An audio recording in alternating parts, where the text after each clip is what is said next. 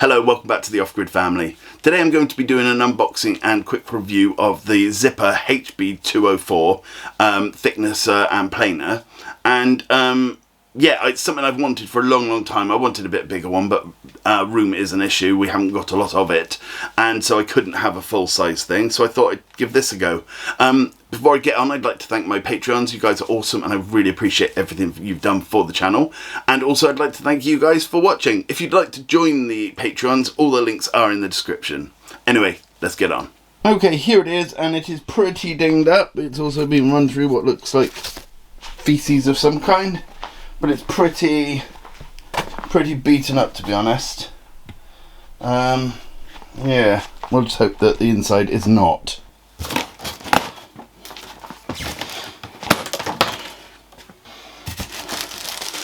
Okay, first things first, we've got a nice user manual on the top. Right, let's fingers crossed now that nothing's damaged inside. Nope, that looks pretty good. Okay, we'll get this out on my desk and we'll have a proper look at it. Okay, so this is everything out of the box, and I gotta say, I'm quite shocked. There is a spare pair of blades in here, and I didn't read anywhere that it said that there was a spare pair, which is handy as hell. I love when there's stuff in that I didn't know. Okay, so we got a instruction manual, and the back of it, well no, there's a separate little doodad in there with the other bits and bobs. So I'll have a look through that in a minute, like usual. We have the push stick thing, whatever, is it push stick? I think that's what it's called, I never know. We've got a handle for something, and I will find out what that is in just a sec. Oh, this is the dust extracting bit, and this, oh, and we've got either a spare rubber band, spare belt, or I don't know. Hopefully it's spare, so that'll be cool as well. Right.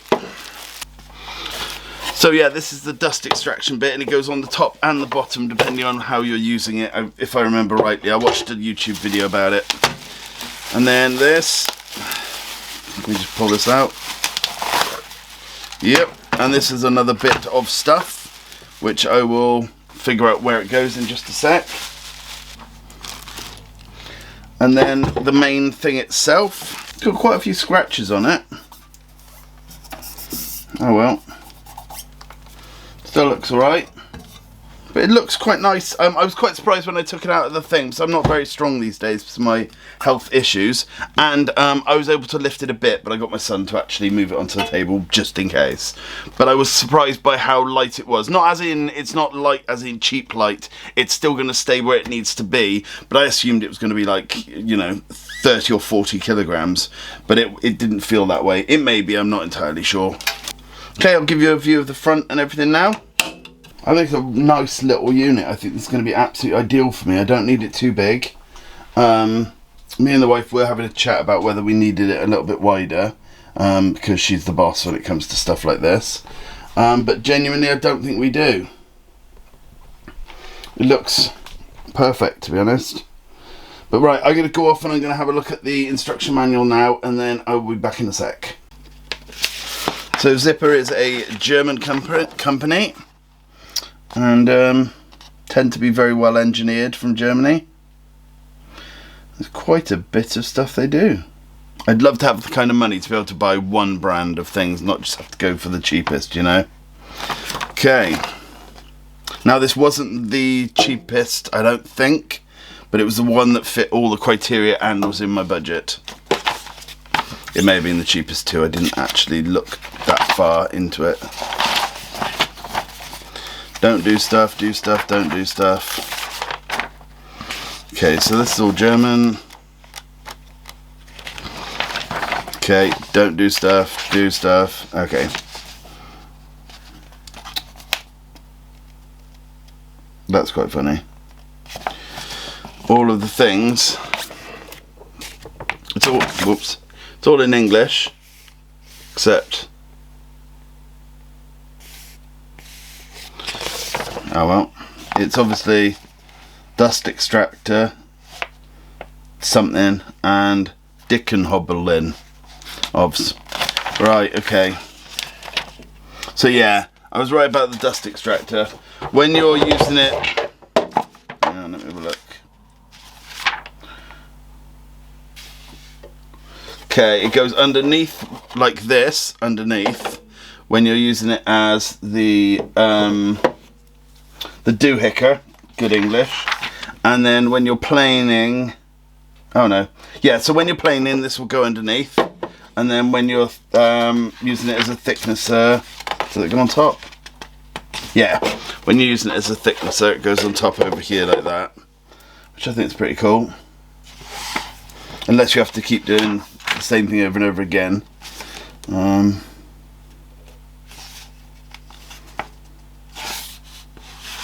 I see. Our thing here goes down here, like so.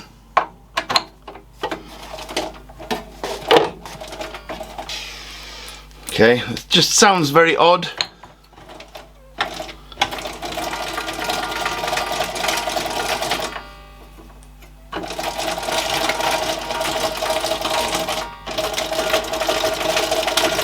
Okay, anyway, one thing that's really important is reading these. This is just for transportation.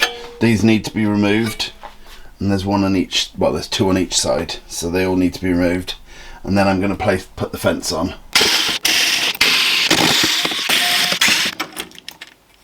Okay, the instructions aren't actually all that good. That's the entire piece for the fence, which is that bit. So I'll just show you. It's not difficult, but it was a bit like confusing for a second. Right, you need to get rid of this out of the way a sec. I need to be able to screw it into these two. So, first things first, let's unscrew these. Next, we line up those holes. You can't really see them, but they're in here. Now, obviously, this is what the Allen key's for doing this bit, but I was using my screwdriver just because it's electric and I'm lazy, but it wouldn't get into that last bit. So let's tighten that up. And tighten that bit up. Okay, I think it's about time we give it a little test. As I say, the extractor is needed in different places depending on what you're actually using it for, so I won't put that on. I'll show you as and when we use it, I think. Okay, so these are all pieces of wood from a previous video that hopefully I'll have up soon. It's been taking me a little while to get it edited, but these are all old pallet wood, and obviously I don't want to put them through a plain nail thicknesser if they've got any nails in at all. And I found this beauty is one of the best things you can get to do with it. I use it for when I go metal detecting, and it's a beauty. Oh, it only costs I think about £6, maybe £9.99 possibly, but I think it works wonderful for this sort of thing. So basically all I'm going to do is dance across it, and basically when it hits metal, you know, the bigger the metal, this is a drum, the more noise it makes, but it's really accurate, and I use it for all of this sort of thing. It's easiest if you put it over the actual nail holes, but there are bits of nail in all of these in different places, so don't just trust you've checked the nail holes so that's all of them done. Sometimes you find that they've got nails up the ends of them and stuff, so just be careful. So there we go. There's one with a nail in it, so we won't be using that one. It's got nails all over it. Okay, let's go and thin this wood out and make it look beautiful. Right, this is going to be the piece we're going to work on today, and we're going to get it looking all beautiful. I'm doing all of the pieces I've got out, but this will be the bit I record. And you can see there's huge divots. It's really bad, so we'll see if we can get this one looking nice. Now, it initially came with this push stick, and I always think they're fine for a table saw and so on, but you're not going to be able to push anything down towards the blade, and I just wanted some of these beauties. These were very cheap. I think they were under £10 on eBay, so for that kind of price you've got to spend it, don't you?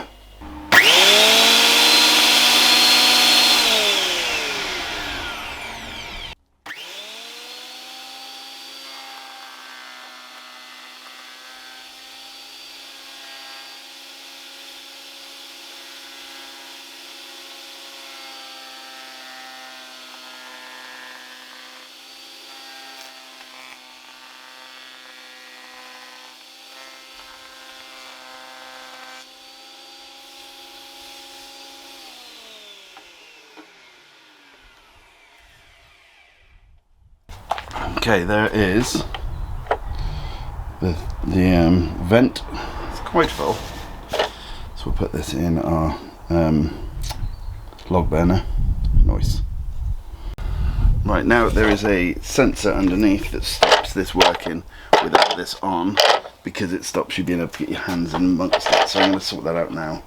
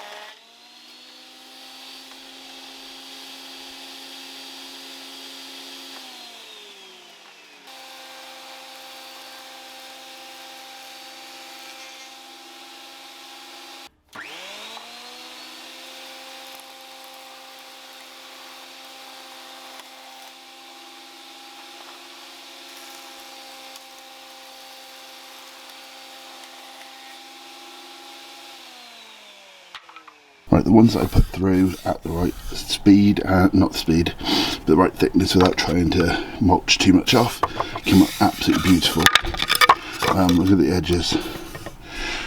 The other ones I just shoved through as fast as I could.